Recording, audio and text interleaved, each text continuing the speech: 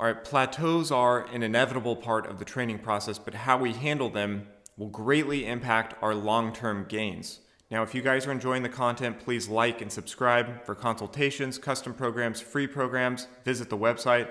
And to learn more about calisthenics, visit the free community, and the links to all that will be in the description below. Okay, when we start training calisthenics, we're able to make pretty rapid progress and rapid increases in repetition count. And this can be very, very satisfying, but we can fall into the trap of anchoring our idea of progress to an ever-increasing repetition count. But eventually, that linear progress is going to come to a stop. And at this point, it's a common compulsion to want to jump into a completely different training program with completely different exercises so that you can start to see some of that progress again. But by doing this, you certainly will see some repetition count increase, but it's not real.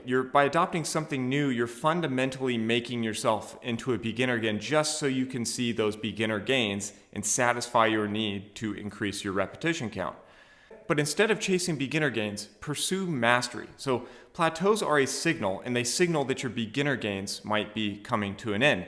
And they provide an opportunity to let go of rep chasing and focus on movement mastery and unlock the potential that the movement has to transform you as you work towards a higher expression of that movement.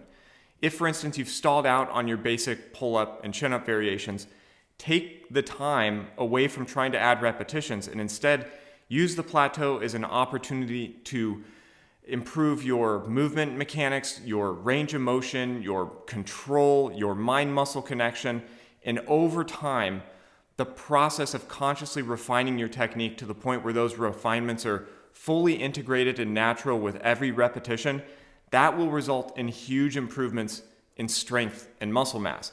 And all of these gains happen automatically over the arc of the movement development without chasing repetitions. But if you hop around from one exercise to the next every time you plateau, you're never going to give yourself the opportunity to develop a deeper level of competence.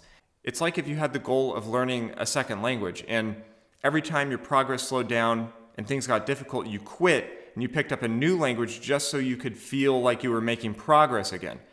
And then guess what? A few years goes by and what you have is the ability to count to 10 and say hello in 12 languages, but you're not conversational in any one of them. You've essentially made yourself into a dabbler with just a superficial understanding. But real gains lie in mastery, and mastery requires a different approach. And that's one where you let go of chasing beginner gains and give yourself the opportunity to develop movement quality that requires and displays a rare level of strength, control, precision, and that's only developed through discipline and consistency. And while everyone else is bouncing around from plateau to plateau, staying the perpetual novice their entire training career, you'll have learned how to get the most out of every repetition. So I hope that makes sense. If you guys have any questions, let me know. Thanks for watching, and I'll see you next time.